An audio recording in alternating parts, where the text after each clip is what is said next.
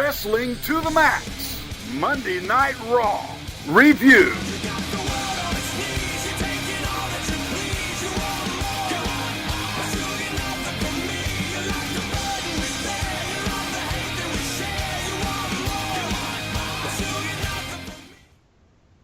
Welcome, everybody, to the Wrestling to the Max Raw Review for September 5th, 2016. And here we are, guys. We are ready to talk some Raw. And, of course, just to let you know, if you're listening to us on the W2M Network, we appreciate it. And if you're not listening to us on the W2M Network, you're missing out. Because, trust me, a lot of great stuff on the W2M Network you want to go check out. And plus, hey, one click gets you all of our shows anytime you want them. So please go subscribe now if you're not subscribed. And, of course, go check out our other shows. We, of course, have part 1 of Wrestling to the Max coming your way on the download. And, of course, later in the week, we'll also have part 2. And we also do a SmackDown Live review you don't want to miss. So some great shows coming your way, guys. But now it is time for us to get into Monday Night Raw. All right, and this Monday Night Raw was live from Kansas City, Missouri in the Sprint Center.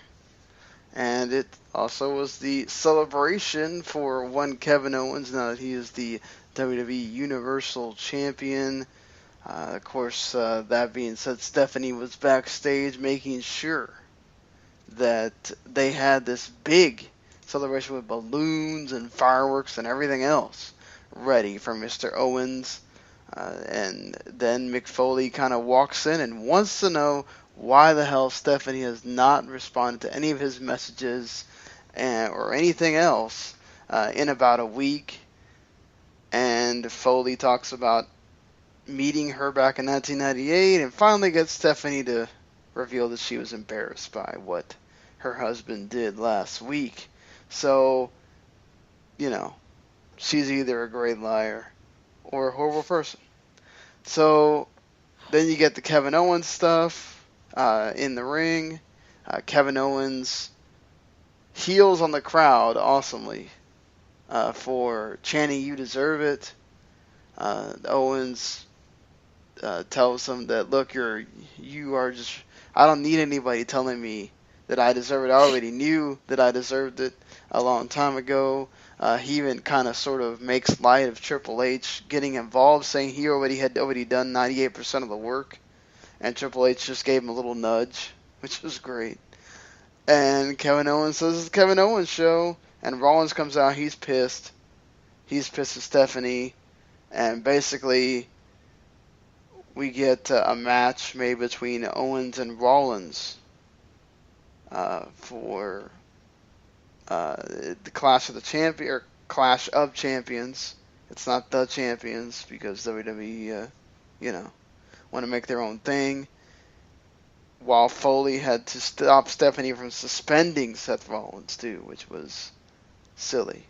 And then Stephanie and Foley argued some more because they're not done or whatever. Kevin Owens wasn't happy. Jericho wasn't happy. He got involved. And then you basically get Jericho and Rollins for later. And you get Owens and Sami Zayn in the main event, too. So, all that business. Plus, Rollins Jericho, since that continues that storyline. And your main event as well, along with a little backstage segment for Sami Zayn. Lots of stuff going on there with your main story. Yeah, definitely. And, they made it a big deal in this episode of Raw. They really did. And, of course, that's what you need to do is showcase your main title and the story that surrounds it. So, kind of starting at the beginning of this whole thing, I think that they did a great job of getting you kind of fired up and really interested in listening to what was going to happen between Mick Foley and Stephanie McMahon. Gave you some backstory on what Mick Foley's been doing this week, all that stuff we've been interested in since last Monday night. We finally get some of those answers, and I love it because of the fact that, not only do you get the answers, but you kind of see Stephanie McMahon have emotions about this whole thing. We don't know if she's lying or not, but the way that she's being portrayed here on this episode is that she legitimately did not know that Triple H was going to do what he did. She basically even says that, it's her husband, and she can't believe that he came out and did this without talking to her, all this kind of stuff. So I like that part. I think they did a great job of showcasing that, with Stephanie McMahon being kind of stuck in the middle here, and of course Mick Foley being very disappointed in what took place last week on Monday Night Raw. Kevin Owens is just Kevin Owens. Did a great job once again getting on the mic and just, basically getting some heat. What I did like here as well is Seth Rollins coming out and making this whole thing a big deal for him. We were kind of wondering, where does this leave Seth Rollins? Is Triple H going to come out and once again make his, intentions known? Well, we don't get the intentions known from Triple H, but what we do know is that Seth Rollins is angry. He says a lot of things, including, saying like Mick Foley's in Steph's pocket, things like that. So I love it because you get a chance to see the frustration, and some of these emotions are coming out, which is all important in this whole entire night. You're going to get more of that. But what was cool here was the fact that, you have Stephanie get fired up and suspend, they get to suspend Seth Rollins. What happens from here, I'm not sure I'm sold on. I'm not sold on that Mick Foley is going to punish Seth Rollins, but by punishing him, he's going to give him a title shot. Kevin Owens makes this a big deal later on, and he should. It was confusing to me, that part, and they really never explained it, if you ask me. They kind of tried to, I think. There's no sense in it, though. I wish they'd have found another way to do that. That's the one thing. They were going so good in the beginning of this, and then they kind of let you down. They get the matches, of course. You have the Jericho Owens love in this, like you mentioned, and that's what it is. Nothing super spectacular. It's okay. You knew what was going to happen in these matches, though, right? I mean, we knew Owens was going to win his match. We knew Rollins was going to beat Jericho. I think that was all kind of almost set in stone, so I don't feel like that was a big surprise here. Yeah, the thing I think I really enjoy about all this is that Seth somehow 1 week later is still in disbelief that he's not your Universal Champion right now, because he comes out and he's accusing Stephanie and Foley about being in on it, and that how he's been Triple H's boy since the moment he stepped foot in NXT, and all this other things about playing on their past relationships and all that, which is really, really good. Owens was great here. I mean, honestly, it's an easy explanation for the match at Clash of the Champions. I mean, technically, Rollins was screwed out of the belt. I mean, why not have the one-on-one match? And they make that very murky, I think, by the end of this, though. Yep, that's my problem. Get Roman Reigns involved, and now he's going to have a match next week with Jericho to see if he's going to be in there. Mm-hmm. Yeah, exactly, and that's aggravating. But I get the point of Seth Rollins being that guy because he did get screwed over. There's no doubt about that. But the way he handled himself, and Stephanie wanted to punish him for handling himself the way he handled it, it makes me wonder what this relationship between her and Mick Foley are. Now, they pretend like it's all sweet and candy, but that's a little bit of back and forth you don't want. You don't want one to agree, one to disagree, because it kind of makes the storyline have some ripples that I'm not sure I'm liking. At the end of the day, though, this is the match. We know this is going to be the match at the pay-per-view, so I'm not making a big deal of it because, I hate it. I'm just making a big deal because I want it to make sense. Mm-hmm. Well, I totally get that. I think ultimately Steph and Triple H are going to have their own guys, and I think eventually Mick is going to have his own idea about who he wants leading Raw. So you might get the triple threat thing that we already sort of have percolating here. Maybe just with different guys down the line. I'm not a giant fan of them already letting Owens avenge the loss against Sami Zayn. You could have played on that later on down the road, and you're already kind of handcuffing yourself when it comes to that. But then again, I don't know if they really need a great reason to feud other than they just still hate each other. So maybe I'm over jumping the gun on that. If my beef with the end, though, is if Reigns can somehow work his way into a title shot, why can't he at least go the other way for Jericho? But win some, lose some. Yeah, exactly. I agree with that. I think they don't want to sort of sour that relationship right now with Jericho and Owens and all, and I think they should be smart about it.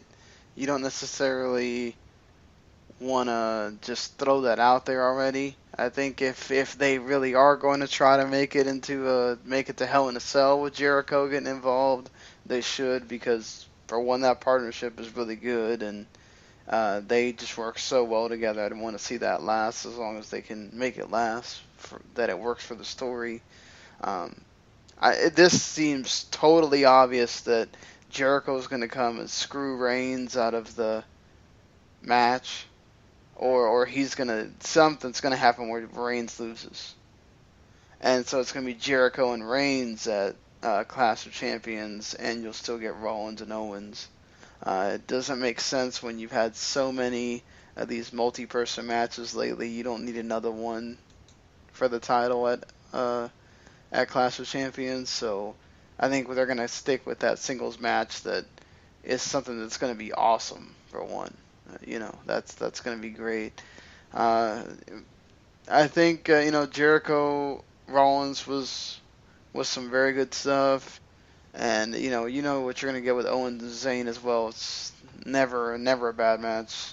Everybody should check that out. But that's the thing with Sami Zayn. They certainly could have built that up to later, but those two, like you said, Paul, those two feud so much, and they have so much history, that if Zayn gets a title shot later, it's not like anybody's going to be upset that they're wrestling again,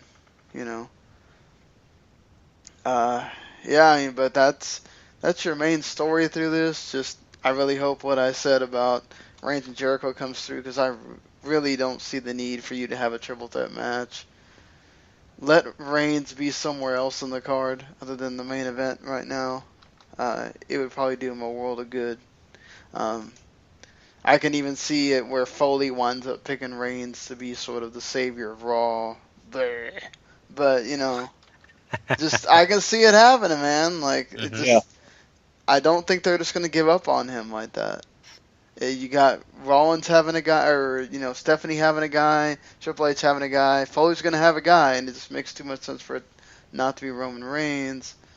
Either that, or we're going to get the Triple H and Stephanie were in cahoots all along, and they're just going to screw everybody. It was me all along, Austin. That's what that sounded like. Yeah, exactly. And and you it worries get face me. Rollins instead. Oh yeah, that's true. I think we're bound for face Rollins no matter what at this point. It's just a matter of how we get there. I mean, it's just, for me, it's hard to... I know we're going to get face Rollins either way, but if you're going to have Rollins be Stephanie's guy, it's going to be hard for him to be that face. So even though I don't want it to happen, I can totally see the whole McMahon-Helmsley screw over Foley again or whatever, and maybe Rollins becomes Foley's guy, which would work so much better than Reigns, but we'll have to see what they decide to do here. But there's your main story for Raw, and then really, let me tell you, some of the stuff that they had on this show that wasn't part of that main story. Woof! I could have done without it. But let's get to some more important stuff. The women had a really important role on this show. They had two segments. One was a Charlotte versus Bayley match where Bayley wins. It was a damn good match. This sort of, I think, is your... Okay, Bayley's beaten Dana twice. Now we're going to have Bayley beat the champion to sort of cement that she has a title match at some point. I do agree that maybe they could have built this up a little bit.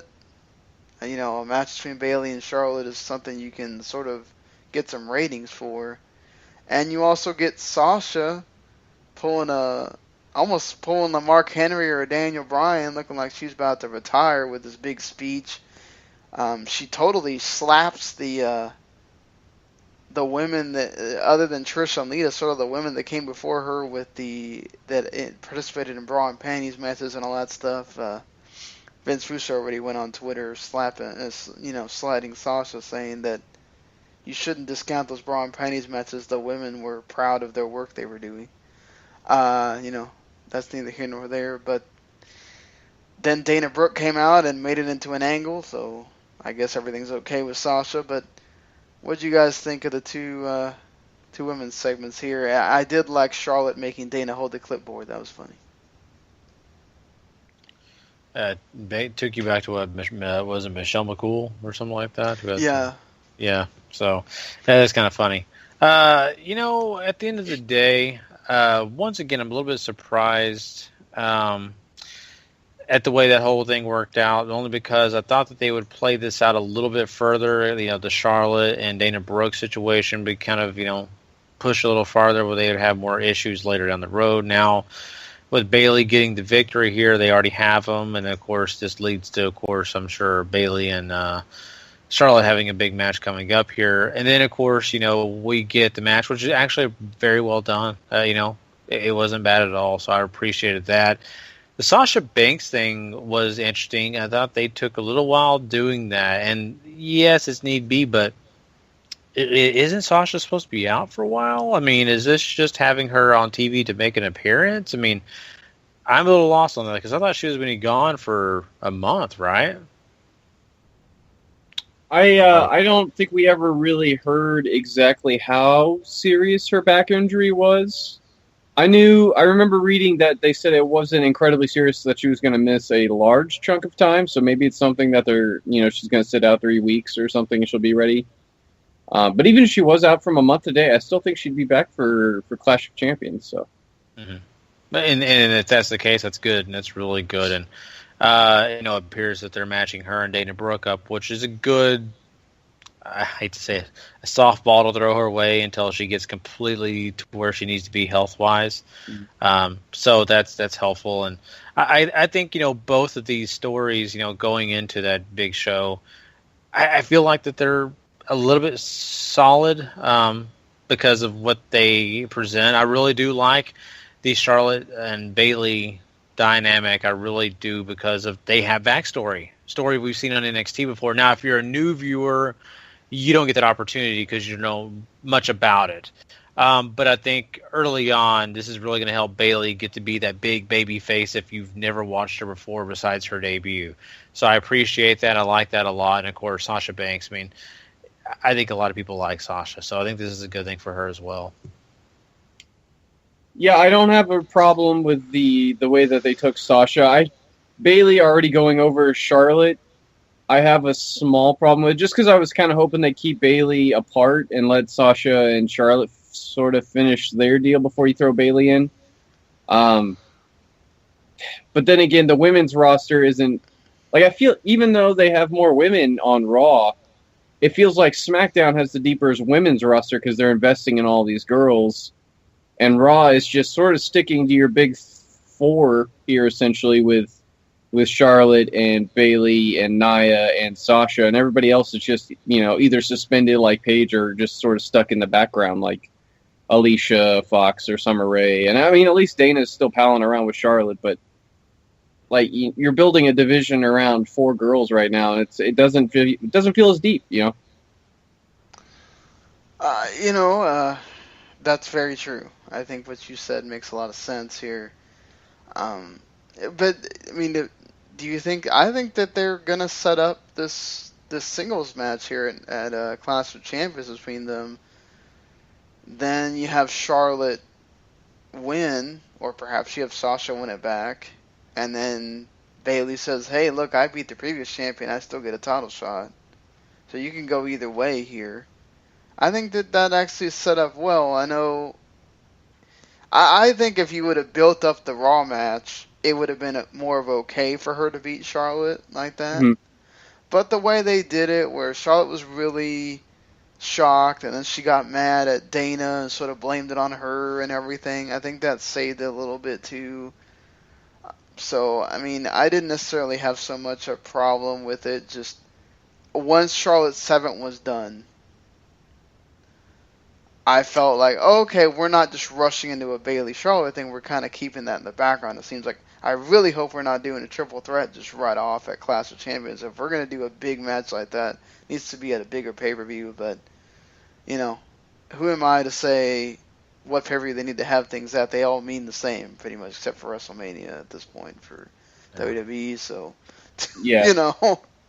Because this certainly feels like a setup for a triple threat. Sasha stakes her claim. Bayley has a win over Charlotte now. Be it whether Dana cost her the match or not, it's sort of secondary. It feels like Bayley, Sasha, Charlotte for Clash. Mm-hmm. It sure does. And, we'll see, what's going to happen with that. What also, it was really, interesting to see is finally we get some of those squash matches mixed up a little bit here.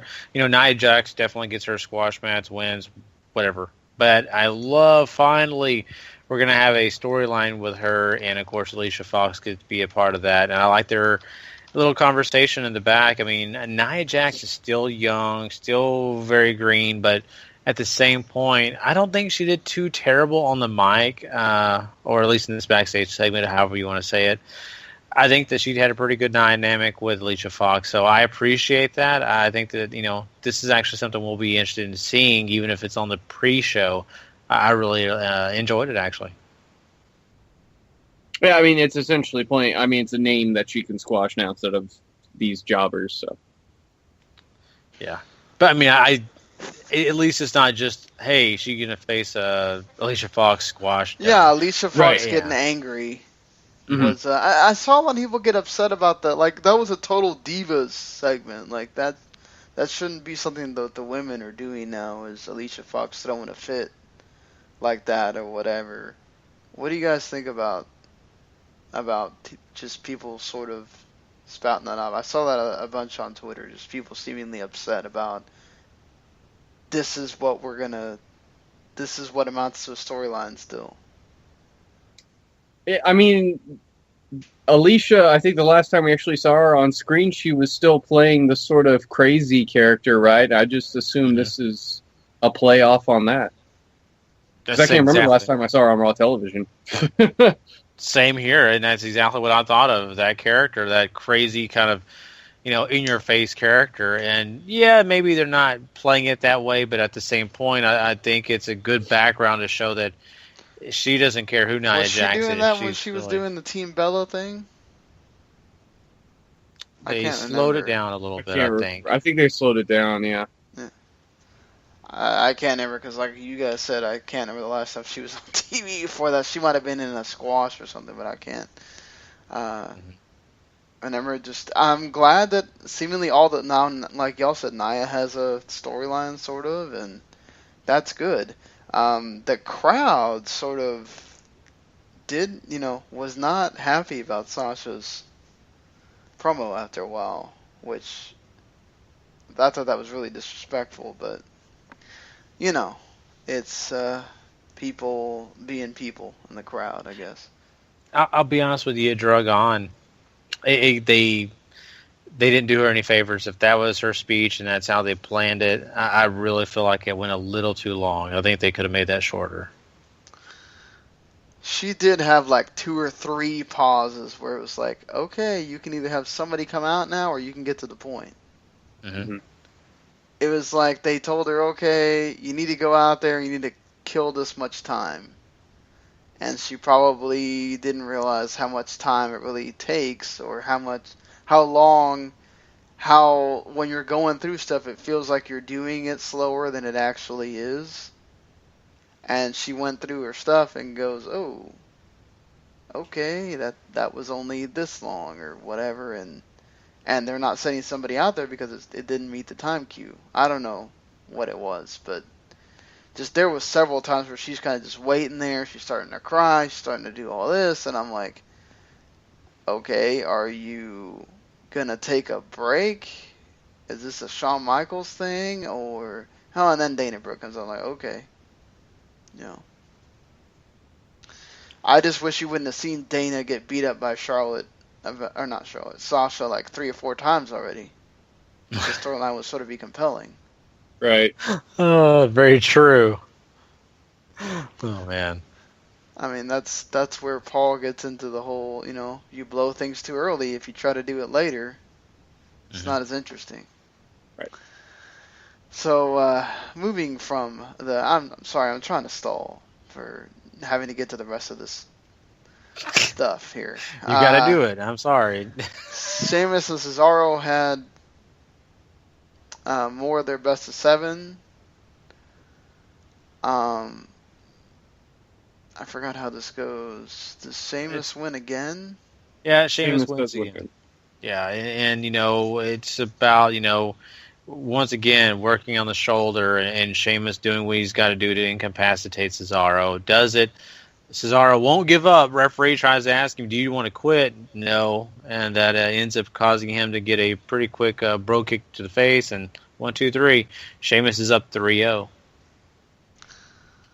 Well, They played very well in the last 2 matches too, because Sheamus attacks Cesaro's back, which has been his target the entire time. So him constantly working over those early holds and playing off the older matches really makes sense here. I hadn't heard of this at all. Like, I even listened to some radio shows this morning while I was at work, and I didn't hear any of this. But Larry's saying something about Cesaro's deal may be up and that he may not have resigned. I just haven't read anything like that about that. It is a little bit weird that are you really going to have him come back all the way to 3-3? It's not out of the realm possibility, but I mean, you think it's possible that they could just be killing this really fast to 4-0, or? That's a good question. I don't know about the deal. If the deal really is up, I could see him doing it, but I don't know. It's hard for me to believe that's the case. I think that really they are going to make this a big, huge comeback. It's going to be, Cesaro's overcome all the odds. Yeah, I mean, this is the first I've heard of his deal coming up and him not resigning. But I think whether he does or not, you're still going to go 3-3 no matter what. You have to have Cesaro at least come back, and then if this is a thing and he resigns, then he goes over. If he doesn't, you have the fallback plan. But I think he'll resign. There's no reason for him to leave. Yeah, I think they're having one of these at a house show in London. So, yeah, they said, according to Larry, the next match takes place this Wednesday. So, interesting. They're not all going to have him on TV, but maybe for the best, so you don't wear people out on these things. Mm-hmm. But, yeah, I mean, going to be something to sort of to keep track of and see what happens with this. Then you have a lot of just stuff that happens in between here. I mean, there was an hour of Raw that perhaps is tied up there with some of the worst hours of Raw ever.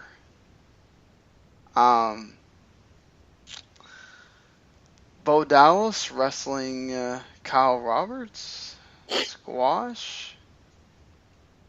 You get another sort of squash of Braun Strowman and Sin Cara, even. Nia Jax gets the squash. You get Darren Young and Jinder Mahal with Titus being involved. And then you get this wonderful segment with Gallus and Anderson, some old people being Old Day, and New Day coming out, and oh my god, horrible, just horrible. But I could somehow see it being like right up Gary's alley, so I don't know. Yeah, let me address the other stuff before I get into that. Let me talk about the 2 squashes. Strowman, interesting with Sin Cara. Sin Cara actually gets some offense. But at the end of the day, it doesn't matter. Squash. And of course, Nia Jax, we talked about her a little bit already, but the squash was interesting because the girl she squashed kind of looked like Kelly Bundy from afar. Just the dress, honestly, just the dress and if you didn't see her face, you would have thought, oh, she's wrestling Kelly Bundy. And then the and first Bo Dallas thing had a squash too. Yeah, Bo Dallas had a squash too. Bo Dallas was interesting because he was very serious. He still has the Bo Leave thing, Bo Leave in Bo Dallas, but he still runs around with a sign, holding his hands up, doing the whole, the whole celebration thing. But at the end of the day, he was more serious, and his finisher was very interesting. It looks very similar to Bray's, so very interesting. And then we move on, and we actually get to talk about what we want to talk about, and that's Carl Anderson and Luke Gallows and their whole New Day Old Men segment. And I kind of thought, okay, this could be funny, but I'll be honest with you, I didn't think it was that funny. I just did not. It was cheesy. It took forever to get through.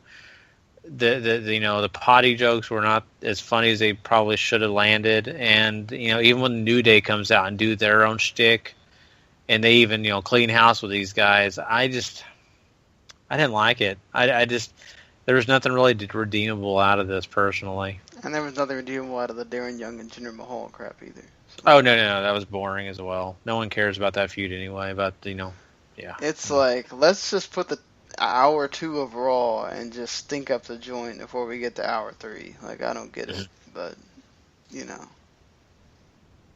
I still don't understand how you look at Anderson and Gallows and what they did in New Japan and then before that, and just sort of look at them and go, yeah, these are the guys that need to be making all the poop jokes.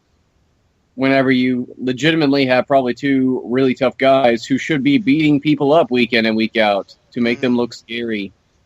They don't do that. Young. I mean, it's time to sail the boat on Darren Young Titus O'Neil feud. Just let it disappear. Let him take a week or 2 off television. Come back with something else because it's not working. Just not working. Worst feud of the year contender. Yeah, I mean, it's pretty bad. It's pretty bad. And I mean, Strowman squashing names now, so maybe we're on the brink of him getting towards doing something more. But I don't really know where Strowman fits into this right now. Yeah. I don't either. I love Strowman, but he just does no place just yet. I mean, I think he got his shirt ripped off, or he ripped it off. I don't remember, but that was at least an improvement. What'd you think about Bo? I'm a big Bo Dallas fan, so I mean, if they're going to have him be a bit more serious and especially play into the fact that being this goofy guy didn't work out for him, and really show him trying to get on the... Give me some cheesy montage segments of him training all the time. I think that would be the perfect amount of silly plus serious. Mm-hmm. And him hanging out at the airport. You don't have to just go as hardcore as Bull Dempsey, but... Yeah. I mean, Bull Fit's it's a great program. You might want to look into it. There you go. Right? Then we get the big... One of these names we already knew, but then we get the big reveals. Cruiserweight Classic. Grand Metalik, Jack Gallagher, and Akira Tozawa all coming in 2 weeks. Man. Yeah, it's going to be exciting, talk man. About... Yeah, we love watching these guys in the Cruiserweight Classic, and this is just going to be a lot of fun, and I'm thrilled about it. Grand Metalik, no supplies. I think Jack Gallagher was a must because he's somebody who really showed off a lot of character, a lot of in-ring charisma in the few times he was in there. And Akira Tozawa, I mean, that's all you need right there. That's all you need to say. Akira Tozawa. He's so great. And, amazing. I mean, you only got 2 more weeks of Cruiserweight Classic, too, so hopefully we start learning somewhere along the way about a title or how this is all going to work out. But I'm interested. Names have me interested so far. I mean, the only other one that I think hasn't been revealed is, and they may not reveal him because he's such a project as Soho Loon, but I don't know. I mean, I can't imagine they're going to sign anybody else. I mean, who's left that hasn't been, other than, have they announced Cedric officially? I don't remember at this point. But it's just they've only got a certain number left. And, damn, it sounds like they've signed almost everybody, so it's sort of worked in WWE's favor right now. Mm-hmm. Going to be interesting if they announce anybody next week or the week after the final. Or the week of the debut, because we haven't heard anything from Tajiri either, if he's going to sign or not. What do you think, Gary? Yeah, I mean, like I said, lots of exciting things coming your way, and I hope some of those names you just mentioned, like Tajiri, are headed our way. We don't know that yet, but from the names they've already mentioned, this is going to be great for Raw, and the Cruiserweight Classic has been so much fun to watch. We know that they're going to have a trophy for the winner. The belt situation, I want to find that out sooner than later. And I look at this, and I think Jack Gallagher is one guy that I'm super excited about because he can be the WWE's version of Rockstar Spud. Just maybe more talent. I'd imagine you have to have them at least have 2 matches a show or something to justify having this many of them on the roster. I think it all depends on what happens spinning out of this finale. Like, is the winner of the tournament also the first Cruiserweight champion? Are we going to have another tournament on Raw to decide a Cruiserweight champion? How are we going about introducing this division? Because so far, while the names are interesting and it's always really cool to see these guys announced, a direction kind of needs to be at least hinted at. And so far, it's names and matches is all we know. That's it. Yeah, they do have next week to sort of tease people. Mm-hmm. Because you'll know that, okay, 1 week away, Cruiserweights. So right. I would hope that first week or next week they'll have a plan and they'll say, okay, look, we've been teasing this. Let's tell everybody what we're doing on that first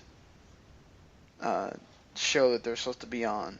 Hopefully it's not nothing and then, oh, hey, we get, oh, here are the Cruiserweights, guys. Just be happy about that. Ta-da! Yeah. I mean, that's totally up Vince's alley to do that, too. So, before we get into our ratings, let's give people the ratings from our awesome WTM Facebook group, which, continues to grow, and we have people giving their thoughts on the show. Last Word on Sports, which is, a partner of ours, they have now actually expanded to being Last Word on Pro Wrestling, and they now have somebody doing a recap, at least of every major show. Sort of like what we do, but they do it in written form. And so, along with Ryan Smith, who does their recap, and quite a few other people, they gave it a 7. We have about 12 people giving it a 7. We have 4 people giving it a 4. 3 giving it a 3.0 out of 10. Harry gave it a 6. And you have one person giving it a 0. He thought the show sucked up and down. Maybe it's because Roman Reigns didn't show up to the end, but I don't know. He is the big Roman Reigns fan. But but what are you guys thinking for a rating here of Raw? Thinking about this Raw, I don't think it may deserve a 0 at all. And I am far from saying this show was great through and through. So I've got to fall in the realm. I think the good things are really good. I think the bad things really sucked. I'm actually going to give this, I think, I'm only going to give it a 5. I think there was some interesting things, but I just don't know if there was enough there to even give me a 6. I was thinking 5.5. There's some good wrestling on this show. I think the main event build is solid. I think mostly what you're doing in the women's division is fine. Everything else on this show, as we talked about, is either is too short or just stinks up the joint. That's why I gotta lean towards the 6 category, because you had a lot of stuff that was either insignificant or just flat out sucked. But you had, some development with the women. All the women got to do something on this show almost. And you got the main storyline, which was really well developed here. And you got a tease for next week with this thing with Roman and Jericho. Now, most people looking at us, unless they do a total swerve, know what's going on. But it's still fun to be able to have something to look forward to next week, and that's what WWE's been able to do with Raw. They did it with SmackDown, didn't work out so well because they figured out that oh crap, we need to kill this because they're not going to have a match. But they've at least been trying to have one thing that you can sort of here's something for next week, whether it's big like last week or whether it's sort of on a smaller scale like this week. So applaud them for that, and I'll go with a more little positive 6 out of 10, but still just, man, we really got to cut the fluff out of the second hour. Figure out something. And maybe they're just killing time until the cruiserweights come to sort of fill that void, but my lord, I don't know if I can take much more of, like, everybody's going to get a squash match, and Darren Young and Titus O'Neil got to have their thing, and all this stuff, But, yeah, that'll do it for Raw. All right, guys. Well, once again, we appreciate everybody who's come and checked out the show tonight. We will be definitely getting you some more information when it comes to the world of wrestling this week. We'll have episode 211, part 1, coming your way. We'll be doing it a day later, but we'll be doing it on Tuesday night, and that'll be a lot of fun because we will have some more news and some other great stuff coming your way. Plus, we have SmackDown Live. That's right. It's going to be an awesome review show that we're going to be doing tomorrow night as well. We can't wait to do that. Of course, leading up to that big Backlash pay-per-view. Wow, I know it's already coming. So we'll be doing that and get into all that and more. Of course, later in the week, we'll also have part 2 of episode 211. We'll have, of course, all the other great stuff you like to watch. The Cruiserweight Classic, NXT, TNA Impact Wrestling, and, of course, some other great stuff. So you don't want to miss any of those shows. And, of course, you need to go check out that W2M network if you're not subscribed. Once again, tons of great content on that for you. Go subscribe. It's only one click, guys. One click, and you get tons of great content coming your way. And we'll have some other big news coming your way also this week. So stay tuned for that. You don't want to miss the big news coming your way. So, anyway, that ends us here. We appreciate everybody to come and check us out. Until then, for myself, for Sean Garmer, for Paul Leeser, if you're not living life to the max, Not living life at all. You know it. Peace. Later.